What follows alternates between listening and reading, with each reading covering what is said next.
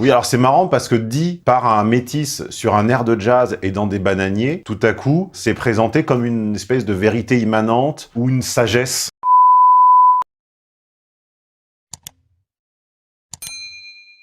Et aujourd'hui, je retrouve bien un sportif qui a un petit peu, accompagné, c'est un grand mot, mais dont les péripéties ont un peu bercé toute ma vie. Quand on est né à la fin des années 70, on a plus ou moins toujours connu Yannick Noah. Alors, comme sportif, pas tellement, parce qu'en réalité, à l'adolescence, il était déjà en fin de carrière et ses performances étaient déjà très, très erratiques. On l'a connu comme entraîneur, on l'a connu comme chanteur, et on l'a connu comme... c'était un peu un des premiers influenceurs à faire des mariages en grande pompe avec des top modèles, avoir des enfants avec des mannequins, s'en séparer quelques années plus tard, payer des pensions alimentaires à plus de 10 000 € par mois. C'était un personnage des media people avant presque leur existence. Et désormais, il a pris un coup de vieux. Alors on ne taclera jamais gratuitement sur le physique, mais enfin en même temps, on se moque très régulièrement de mon âge à l'écran comme si je portais mal mes 43 ans. Ben, montrez-moi comment vous portez les vôtres, on discutera ensuite. Et là pour le coup, Papy Yannick traverse peut-être une mauvaise phase. Enfin, on va essayer de décrypter tout ça avec un contenu que vous m'avez proposé via le hashtag Vidéoscopie sur les réseaux sociaux, Zéa sociaux. Voilà. Hey, on est beau, hein.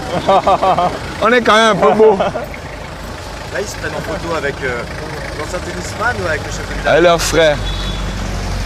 Avec leur grand frère, tu sais, tu entends? Avec leur grand C'est frère. son papa Yannick.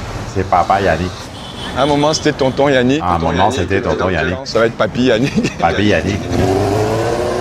Alors, Papy Yannick, effectivement, un plan assez surprenant. Enfin, il faut l'avouer, quand on a grandi avec l'image du sport, j'allais dire émérite, enfin du sportif comme ça, c'est un de nos premiers sportifs métissés, un peu glam en France quand même. Enfin, quand je dis glam avec sa vie et son délire à lui. Le vrai glam du métissage dans le sport en France est arrivé en 98 avec la France Black Blanc Beurre, légèrement avant avec la NBA, hein, c'est quand tous les petits jeunes, on avait tous comme ça la coupe à la Scottie Pippen ou à la Dennis Rodman. D'ailleurs, la photo est toujours en cours de recherche. Ma mère ne la trouve pas, je suis désolé. Je vous promets qu'on met tout en œuvre, hein, comme disent les grosses sociétés quand elles cherchent un dossier, donc on met tout en œuvre. Mais, disais-je, quand on a connu le sportif... je crois qu'il a eu des enfants avec des top modèles. Enfin, sa première femme était, je crois, une Miss Finlande ou Suède. Sa seconde était encore top modèle.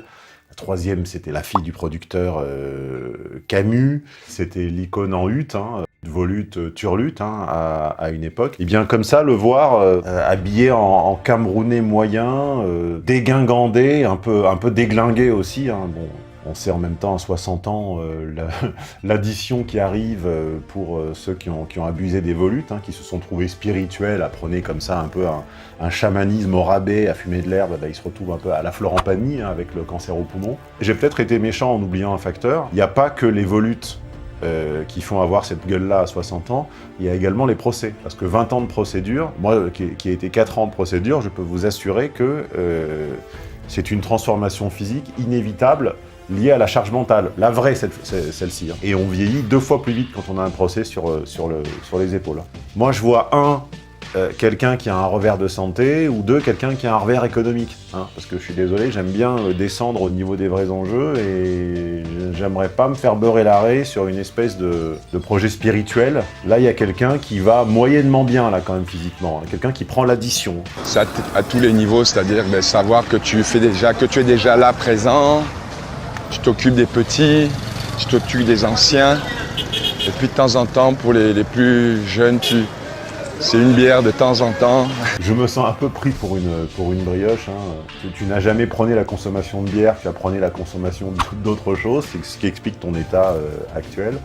Et en fait, tu n'as aucun mandat, hein, tu n'es pas élu ni maire de quoi que ce soit. Tu as un rôle d'ambassadeur du mec qui a réussi en France et qui revient. Mais encore une fois, j'attends les vraies raisons. Moi, je vous parie que ce sera santé ou économique. Hein. Ça va bien. C'était bien les marionnettes. Tu as aimé les marionnettes hier? C'était la magie, non? Ce bâtiment-là, c'était ma maison. Et ça, c'était notre jardin. Le mec avait une maison de la taille d'une école. D'accord. Bah, écoute, Yannick, c'est bien, on n'a pas tous grandi avec des chambres de 40 mètres carrés. Ça, c'était ma chambre. C'est venu la classe. Et donc, il vient de confirmer que sa chambre faisait la taille d'une salle de Ça, classe. c'est le CM2. Ça va les enfants?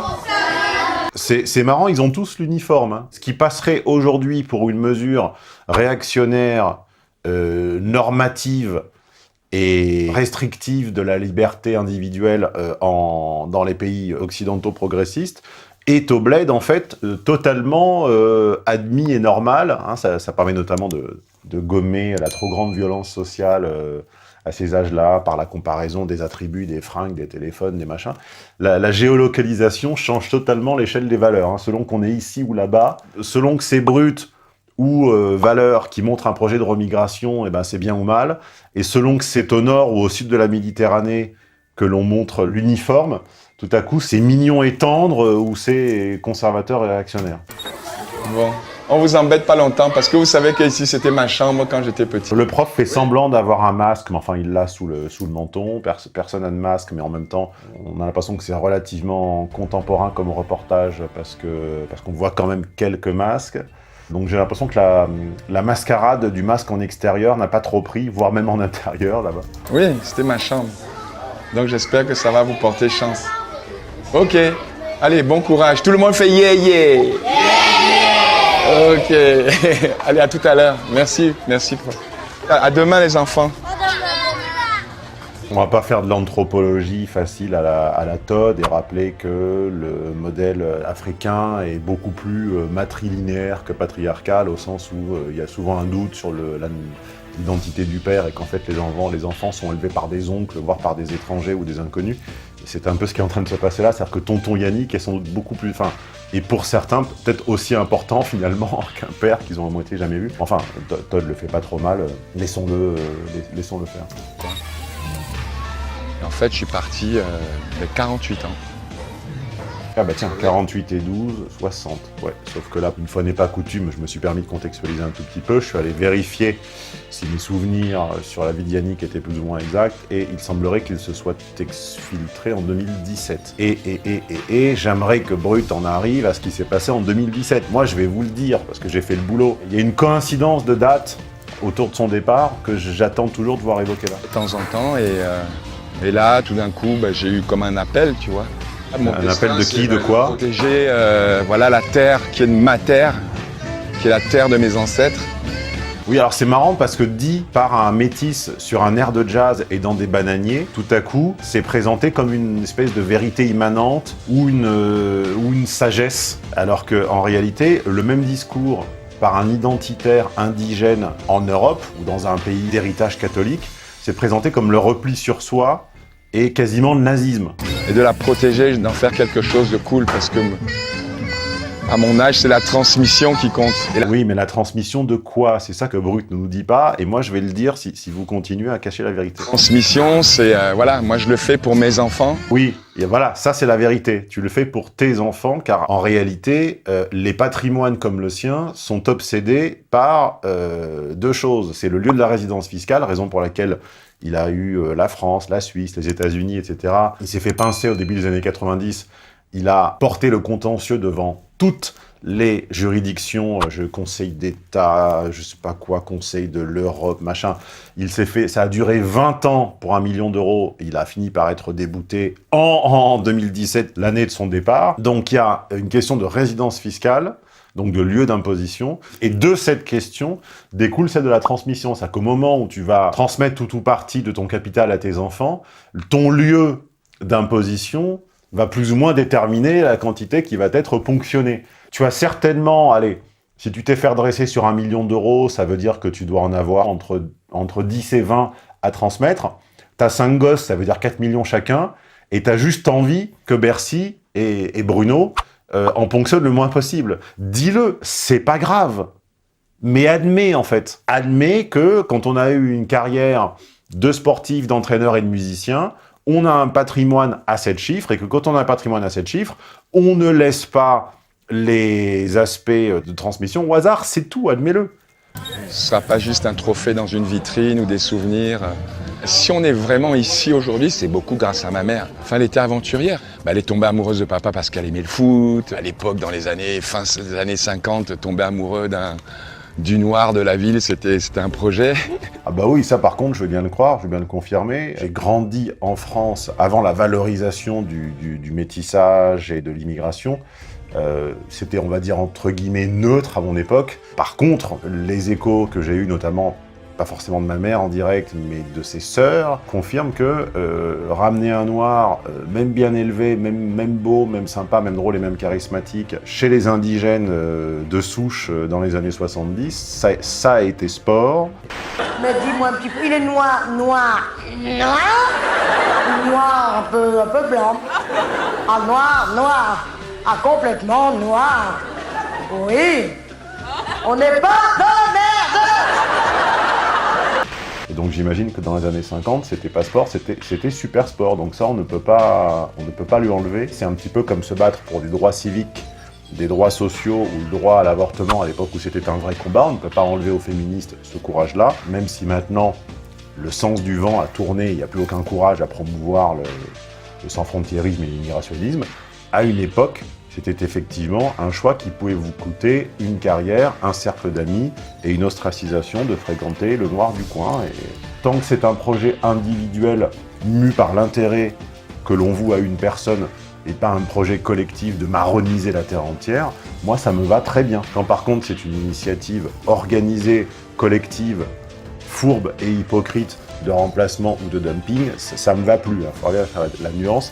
Qui manque parfois aux identitaires et aux nationaux, c'est la nuance. Et puis on a habité ça ici, mon père s'est pris au jeu, et papa lui, il bougeait plus, il aurait pu venir avec nous tout le temps, ou en France, aux États-Unis, quand on bougeait. Oui, alors bouger est en fait, à mon avis, une version très euphémisée d'optimiser notre résidence fiscale. Hein. France, Suisse, États-Unis, c'est exactement ce qui lui a été reproché en fait. Je pense que j'aurais pas pu venir il y a 3 ans, c'était pas le moment, et puis là, tout d'un coup, c'était le moment, mais alors là, ça m'a défoncé, quoi, parce que... Oui, il n'y a pas que ça qui t'a défoncé d'ailleurs.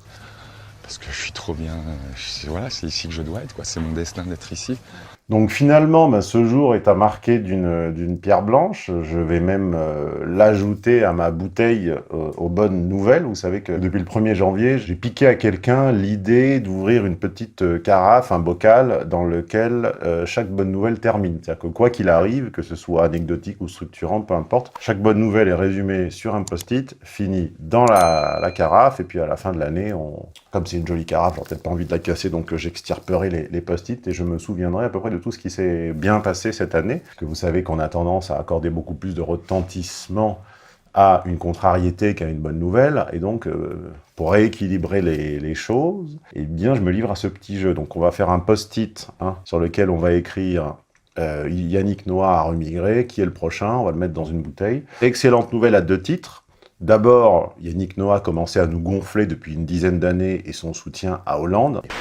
Merci à Monsieur François Hollande. Ce soir, j'ai chialé. Je pense que la France lui a assez donné. Je pense qu'il n'aurait pas eu un dixième de ce succès-là en restant à entraîner des mioches au Cameroun. Et secondo, que des médias progressistes comme Brut se mettent à valoriser la remigration ne peut être sur le fond qu'une bonne nouvelle. Alors, ça ne sera pas via le même hashtag. Finalement, non. Une vidéo d'un homme fatigué et décati, mais qui ne peut que mettre de bonne humeur et un exemple à suivre. Voilà, il n'a pas été un exemple à suivre pour grand-chose, Yannick, ni sportivement, ni humainement, ni fiscalement, mais au moins s'il le devient à 60 ans, merci.